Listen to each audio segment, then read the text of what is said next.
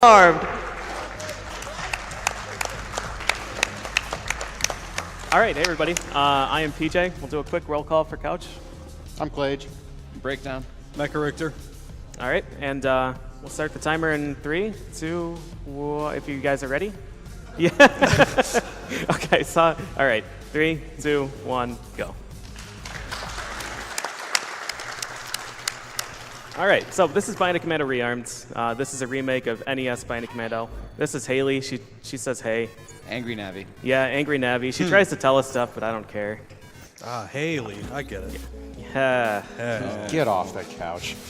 Minus late. 1 commentator. All right, so this game has a few improvements over the NES version. Like the major complaints that people have with the NES version is at the beginning of the game you die in 1 hit. So they did away with that. You have a health meter now. Hey. And enemies have a chance of dropping health, and the chances increase as you lose health. So the lower your health, the higher the chance of them dropping health. And they completely rebalanced the way that weapons work in this game. So in the NES version, you get the rocket launcher and that's it. You never unequip it because it destroys everything. Nice. So in this game, they have 6 different weapons and upgrades for each of them, and there's opportunities to use each of them. So the weapon balance is significantly better in this game, I think. And it also gives you the ability to switch between weapons at any point in the stage, just like a Mega Man game. So this category is 100%, which we define as all collectibles. The category is probably not going to make sense for a lot of people when we get to the later parts of the run, but that's the way we define it. So the thing that we grabbed in the lower right corner of the stage is called a Yashichi. It's like a classic Capcom emblem. It's been in a whole bunch of their games since the arcade era. So there's 1 Yashichi per each of the 12 action stages. So we're going to be grabbing all those. I'm on my way to collect one of the other collectibles that we get, which is a secret challenge room unlock.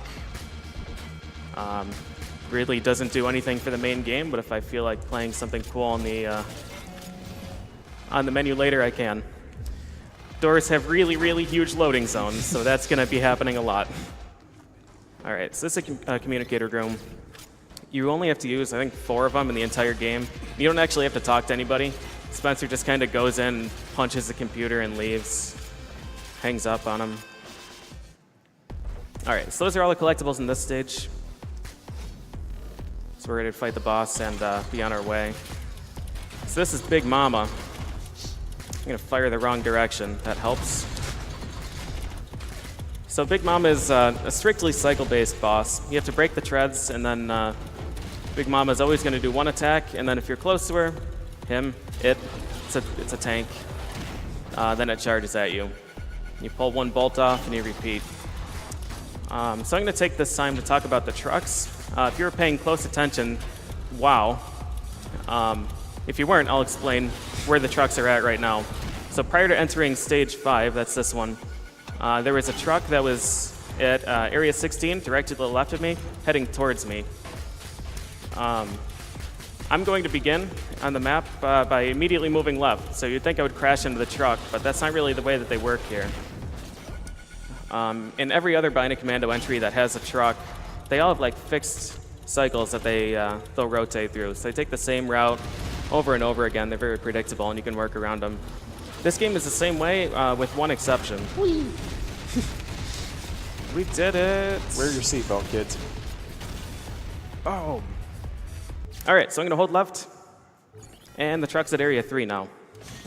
So if you buffer a movement on the map, all of the trucks reset to their original positions.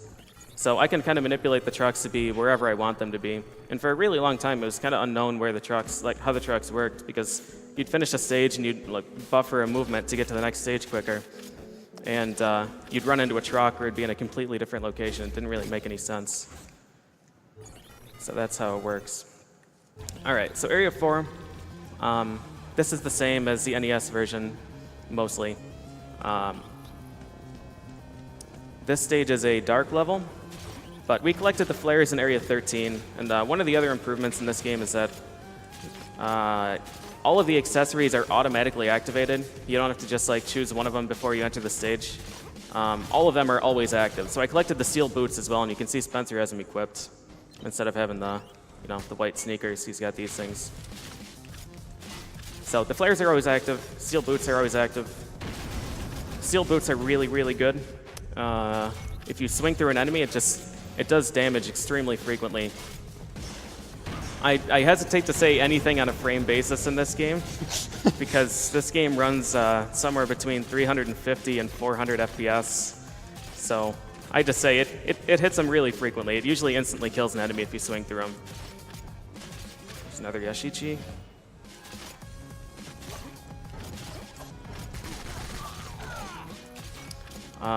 The thing that you saw me use to break that wall is a rocket launcher. That's what we got from Area 5. Rocket launcher is really good in this game, just like it is in the NES version. But they balanced it in this game by not allowing you to use it in the air and adding friendly fire. So if I'm too close to the wall when I fire it, I take damage. Or if I'm too close to an enemy, I take damage, with a few exceptions. So that's that. It's important to get the rocket launcher first because it's needed to open up a lot of secret passageways for some of these collectibles.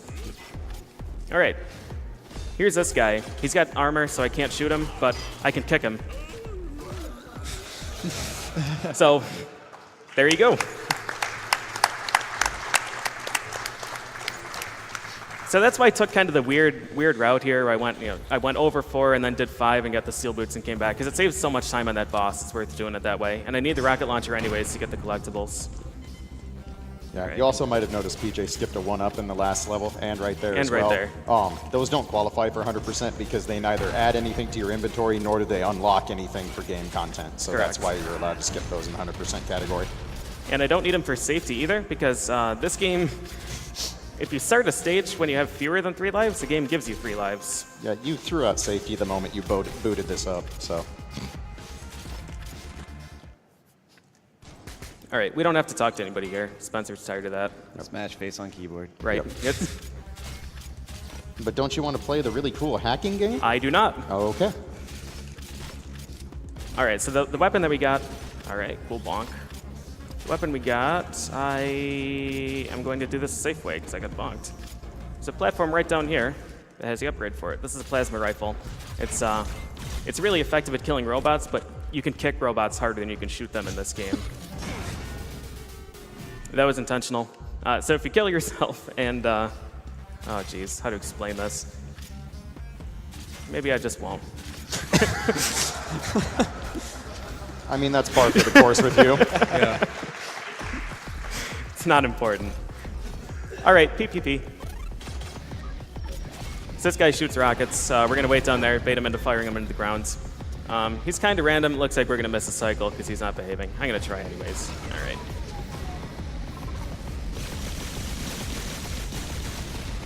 Nicely done. Okay.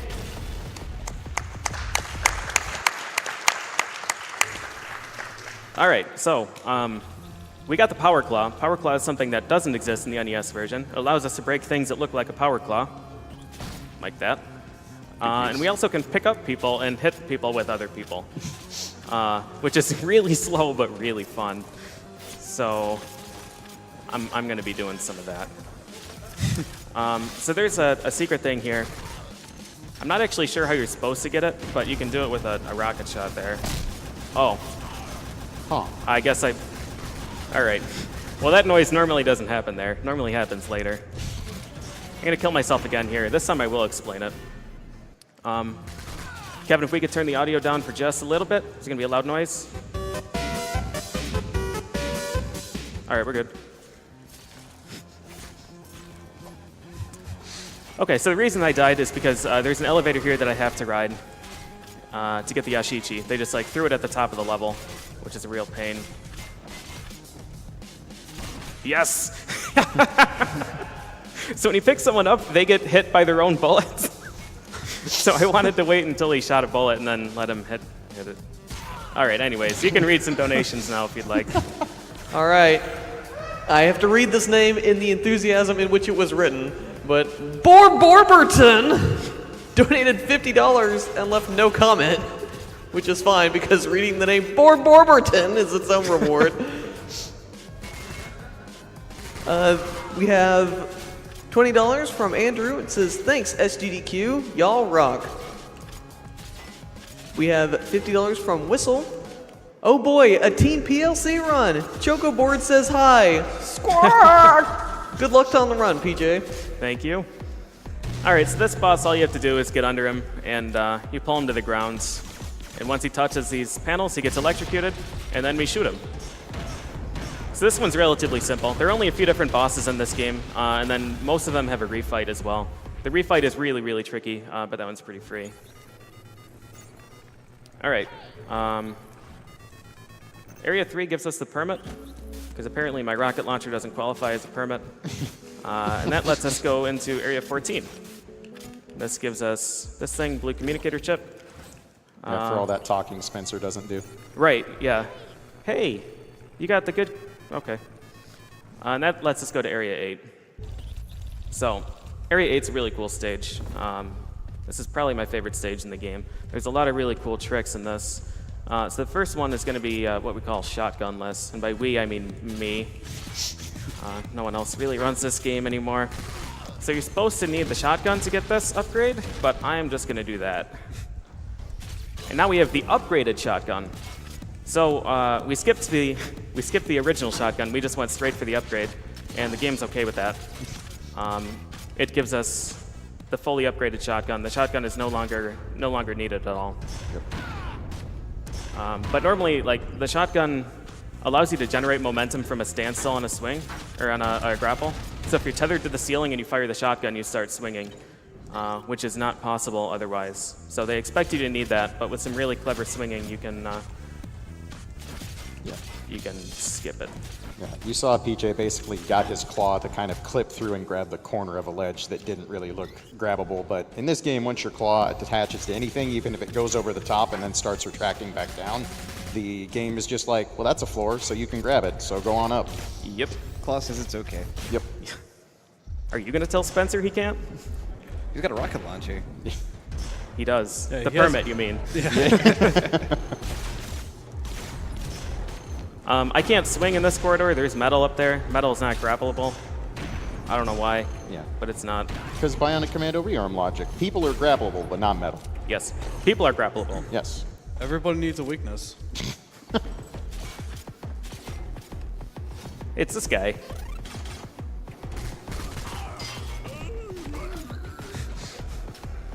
Hello? Stage? Oh no, not again. Hello? Ah, all There we right. go. Fantastic. Okay, so sometimes that stage doesn't end after you kill the boss. You got pants for your trouble too. Yeah, I got some pants. They sent me into battle without pants or a helmet. Or shoes. Look, man, budget's tight. We're pretty horrible. All right, so we have to do an interrogation here. You just poke this guy in the face a few times with the... Oh, okay, I'll talk. He's fine. So you saw me smash into a truck with my helicopter and then just leave. If you quit the main menu, the truck's just gone, and you don't have to play the stage, so I don't. And it's convenient for me to get into a truck encounter there because it just manipulates some useful place. All right, so this stage is horrible and 100%. By far my least favorite. Basically, I have to backtrack all the way back to that door after I hit some switches. So we're free to read some donations. This is a pretty straightforward stage. All right, we have $20 from Ed Robot. Second time donator, third time watcher. Frame the kills, animal the saves. Agreed. Thank you. We have $15 from Master D. Greetings from Germany, JP Da Scissors. I see that once again you think you can undermine my plans for world domination this SGDQ. How quaint. So let's make things a little interesting, yes? You may place this donation wherever you choose, dear runner, if, and only if, you can achieve the elevator skip in the last level. Oh, man. All right, deal. $15 for that. Otherwise, your couch shall decide where this money goes, and you shall get nothing. Good luck, Mr. Da Scissors. You're going to need it. Thank Mwahaha, mwahaha, ha ha ha ha ha ha ha ha ha. Kill the saves, frame the animals.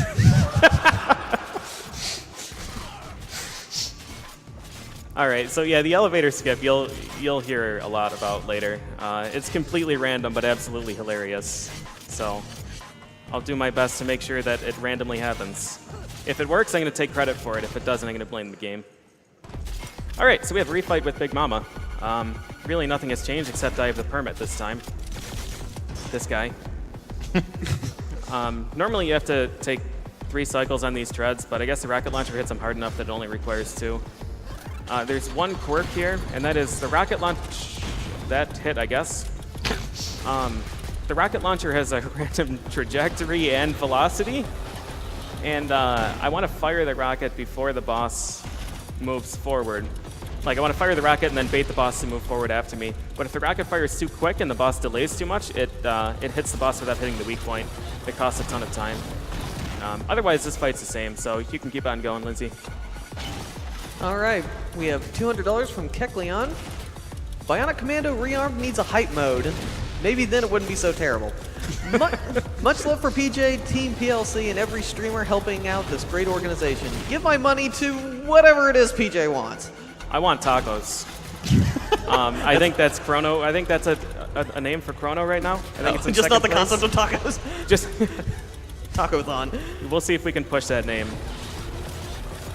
We have $100 from Knight. PJ, you are an absolute madman for running this. Loved watching your stuff since being drugged up for your magnificent Lagoon run a couple of AGDQs ago. Keep making poor life choices. Donation goes to runners' just poor life did. choices. How? My weapon didn't switch, so I fired another rocket, and it hit a grenade that doesn't have collision detection. Good job, you did it. Yeah. Good times. So hey, we get to fight this boss. Guess that's more time for donations. Yep. Sure is. We have $25 from Taco Belmont. Fingers crossed that the game or the computer or controller or anything else doesn't break for PJ during this run. Too late. Too late.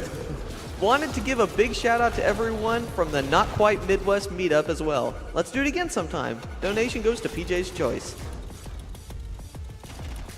Sticking with Taco. We have $100 from Gralfy Bruce.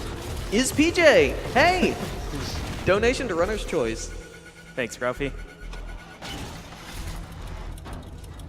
All right, so there's one interesting thing. So you can either kill this boss by killing him, or letting himself kill him.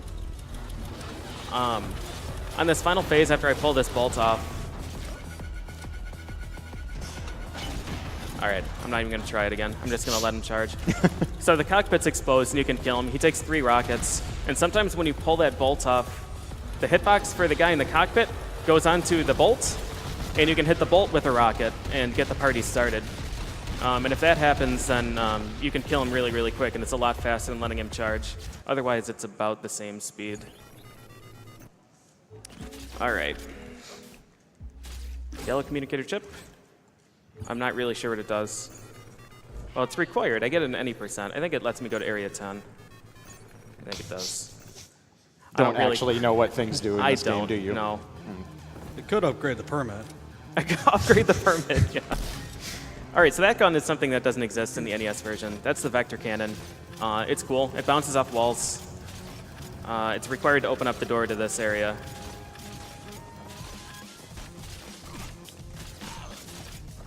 Oops. Interesting bonk. Yeah. Yeah, I don't know. Sometimes the game lets you swing through enemies, and other times it doesn't. I gotta shoot my pants off real quick. So the pants that I got in Area 8 are armor. There are 3 pieces of armor, and each one takes one hit for you. Nice. Nice. Negative edged. But I'm gonna be doing a death abuse here, a death warp, whatever. I don't know, something. And having pants just slows me down. So we're gonna grab this, die. I went in that communicator room to activate a checkpoint right here, and away we go.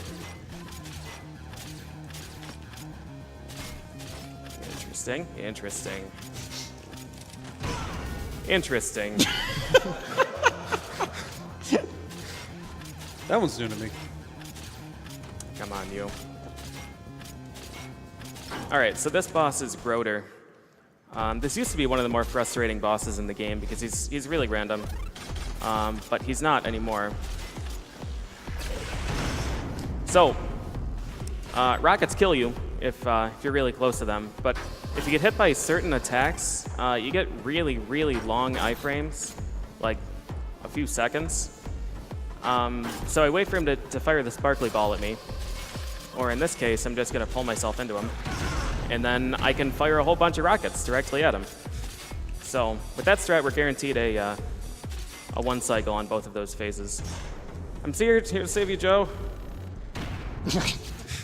All right, he's fine. So Joe tells us that, I don't know, there's bad guys doing bad things, and I should take his gun. And this is our one and only revisit in this route. To get the Super Joe machine gun upgrade, you need Super Joe's machine gun.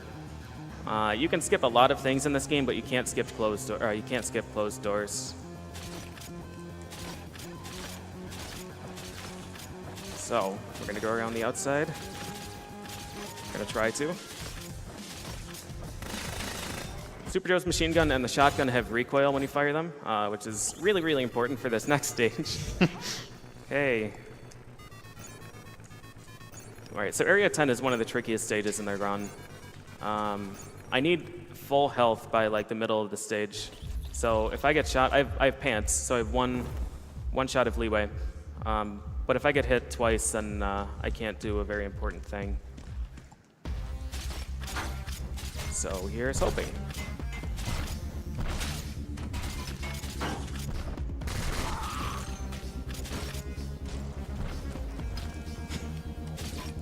This game drops inputs when you turn around. My pants are gone now.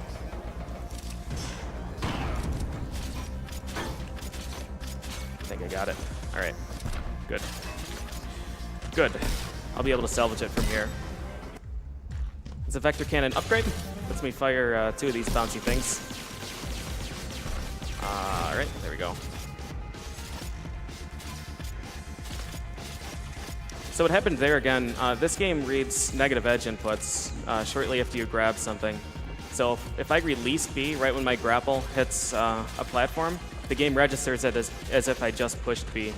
And it causes some really, really big problems every once in a while. I'm activating a checkpoint there just in case my iframes are different here. And looks like, nope, okay, we're not okay. I'll try again. All right. So this game has some really strange performance problems, where you have a different number of iframes based on the resolution and the frame rate and all kinds of things going on the computer. So sometimes when you land on those spikes, it instantly kills you instead of bouncing you off. Like that. This is actually problematic. I think I only have 1 life left. Yeah, all these smooth, buttery controls of the NES version of Bionic Commando, they threw that right out in this version. Okay. So this is the intended way to get this. You can either use the shotgun or you can use the recoil from the machine gun to grab this Yashichi. Okay. Don't stand up, Spencer. Don't do it. I know you want to. It'll all be over soon.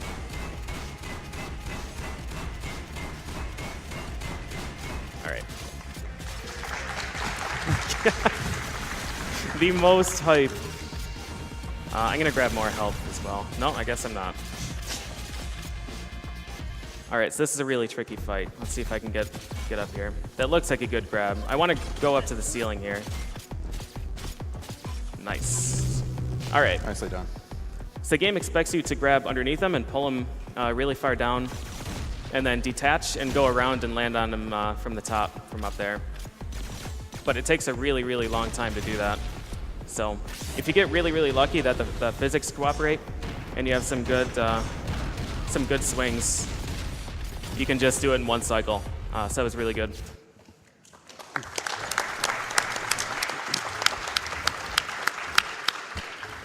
All right, so we smashed into another truck. You can postpone that truck encounter, but you can't skip it. Hey. So I just get it out of the way. All right, Area 11 has a really significant skip. In 100%, the game expects you to play through this stage 3 times, basically. But no one's got time for that. So I'm going to try and do another one of those wonky grapples that I did with the shotgunless.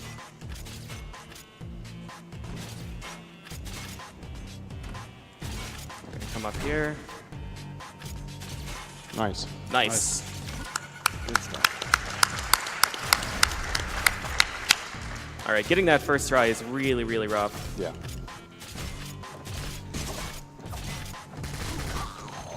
In this game, too, if you crouch, you cancel all of your recovery from getting hit.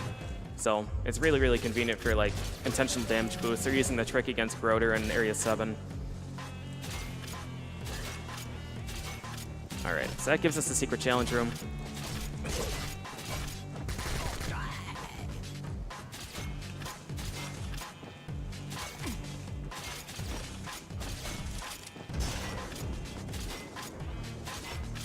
Didn't hit him. Okay.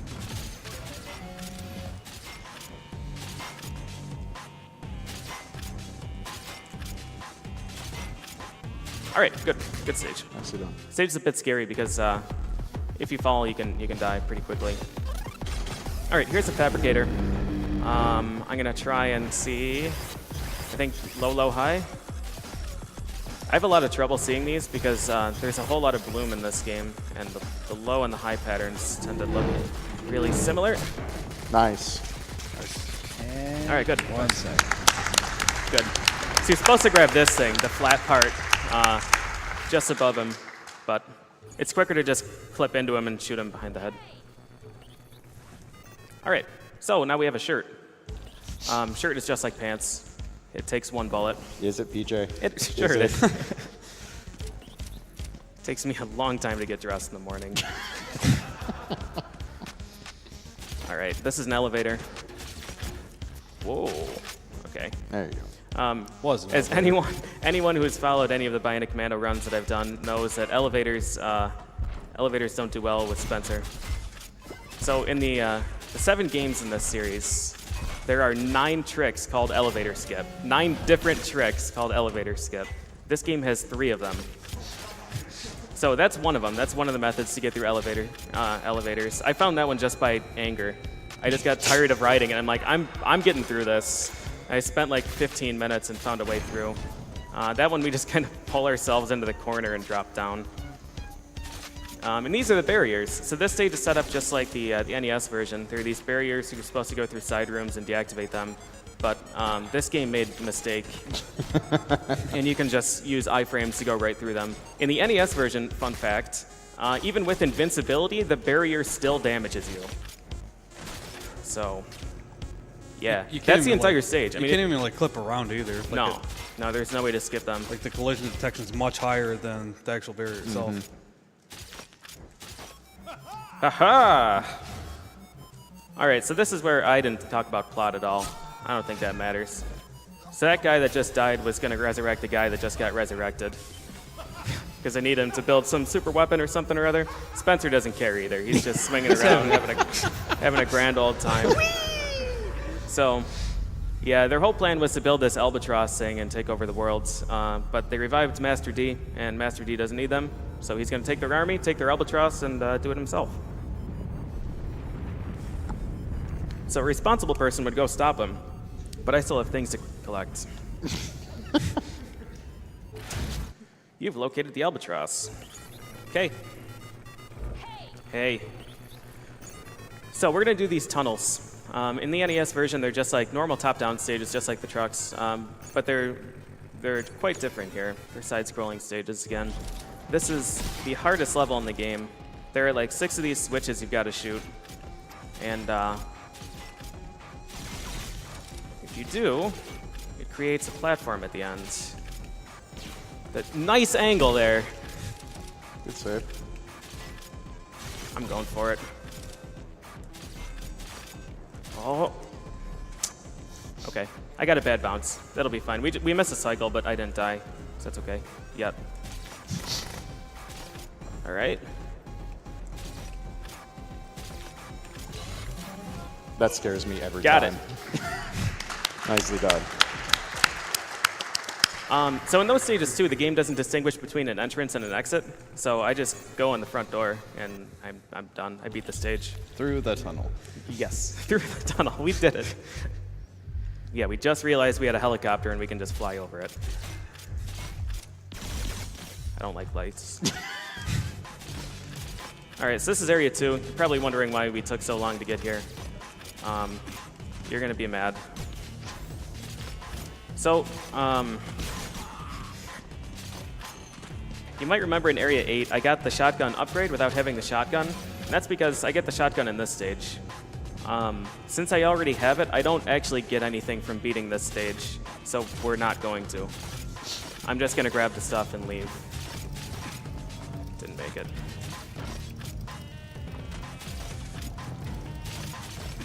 Okay. There you go.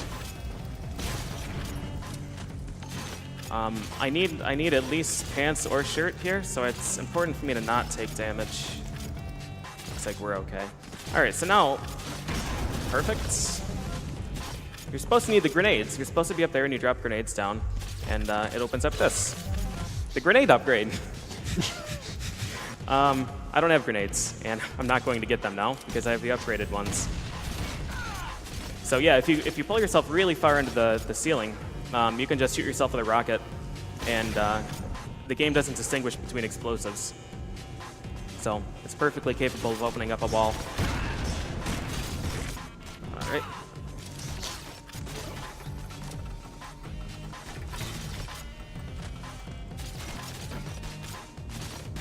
We have $50 from the Wizard Shadex.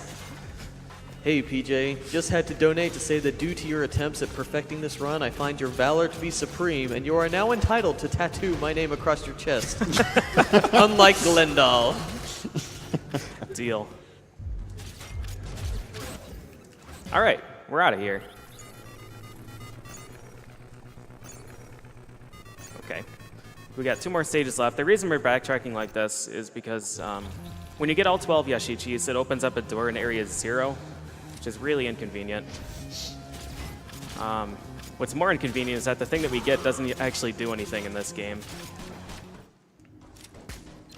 But yeah, that's why I save Area 1 and Area 2 for now. Area 1 gives me the grenades, but we already have the upgrades, so we don't really care about grenades. I have to kill this guy now. So once again, we're just going to grab the stuff and be on our way. Yeah, PJ missed his grapple a little bit there. If he doesn't go down there and get rid of that enemy is pro sniper for this series of grapples. He sure is. Yeah, it turns out that... nice. If I were to just, go on ahead without killing that dude, when I have to grapple that lamp, the bullet intercepts it and blocks my grapple, and then I fall into the water. Are you telling me Spencer can't swim with iron boots on? No. It's the pants that do it. All right. So, we have everything from all the main stages. We just have Area 0 to go. So this game has, it's the same developers as Bionic Commando 2K9, we call it. It's a 3D Bionic Commando. So they put like some, interaction between the 2 games. This is one of 2. So this is what we get, Purple Matrix. That door isn't open unless you have all 12 Yashichis. And what it does is open up a room in 2K9 that is empty. So you go through all this trouble and then you just get to enter a room that has nothing in it. Not really worthwhile, but it's a collectible, so we have to get it. Okay, Tunnel 1. Should be fine here. This stage is significantly easier than Tunnel 2. Okay.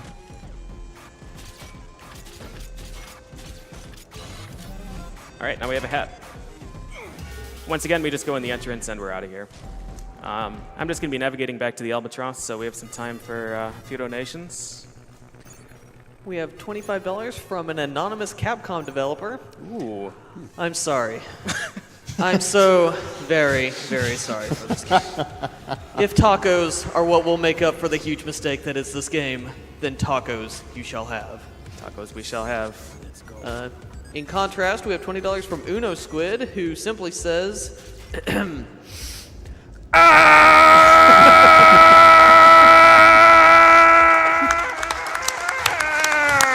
Perfect. All right, so the Albatross is set up with these 3 barriers that prevent you from moving forward. There's crushers, there's gas, and electricity. You have to go into these side rooms and you pull this thing and it deactivates one of them. So this is the crusher room. They expect you to have to go to the right here, but oh, nice. Nice save. Very good. All right, that's a really tricky one. We can just climb right back up here. I'm gonna go for it. I'm gonna go for it. I want to shoot my pants off here, but just my pants. Nice. Very good. All right, so that it saves like half a second, and if I miss it, it kills me. So naturally, I go for it. And now we can just do that. So this game has a real big problem with recoil and invincibility frames. So by letting the crusher crush just my pants off, I'm able to swing through all of the other crushers. Like the iframes apparently count for the crusher collision detection entirely. And then I just use the iframes from getting hit by the gas to go through both the gas and the electric barrier. And it saves a ton of time. That room PJ just did was pretty notorious when this game was first released. Yeah, they patched it out of the XBLA version. Yup. That guy is a champion. Holy moly. All right, so we're going to be doing the same trick here because the just want this to reload. Okay. All right, this might be enough health. I need to take 2 more damage boosts here. 1. I think I have just enough. Yep. Nice. All right. All right, good. Good.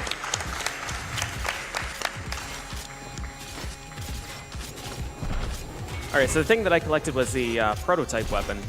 So in 2K9, you can choose to use that. I'm not going to use the rocket launcher here. I'm not. I know better than to trust that thing now. Wait, when did you start learning? About 30 seconds ago.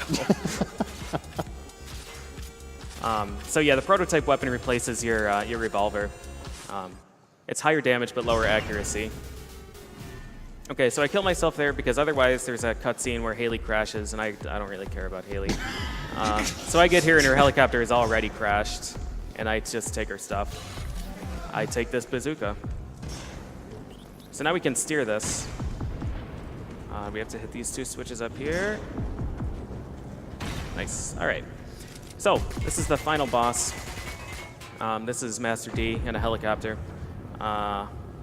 So this boss is 3 cycles, and after I hit him the 3rd time, there's a pretty graphic picture. So if you're not into that, you might want to not look for a few seconds after that. I'll remind you again when we get there. So yeah, he can either shoot rockets that I just kind of poke and then dance, or he shoots laser beams. And I think rockets are a little bit faster, but it really doesn't matter. And then we steer a rocket right into the cockpit. But the most important thing is that we have to take this elevator back down afterwards. And I'm going to try and set it up so that I have a good chance of just falling right through it. But it's completely random, and I have no real control over it.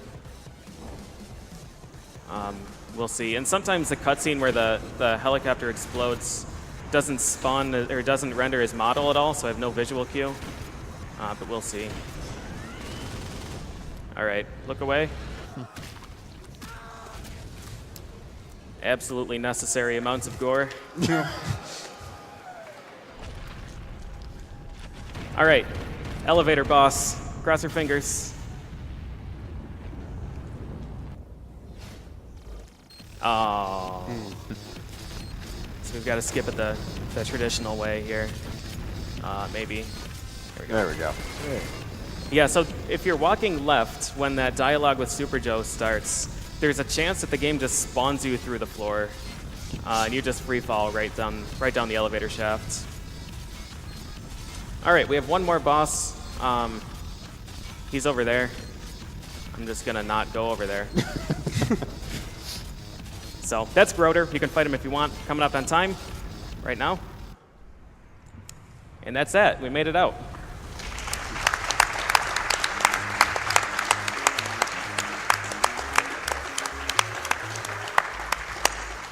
And Spencer, of course, is holding on with his non-bionic arm because he didn't learn either. All right, so I always like to check the in-game time afterwards. The in-game time for this game is a big mystery to a lot of people. The biggest thing that caught people up is that the game adds your previous save files in-game time to your current runs in-game time. So what I did is, right before this, I started a new file and then immediately quit out. So the in-game time should be pretty accurate. My record is a 26:19, I think. So pretty okay considering the death on auto-scroller boss. And that'll do it. That'll do it for me. Thanks for watching, guys. Hope you enjoyed it. Stay tuned for Chrono Trigger coming up next. And keep on donating.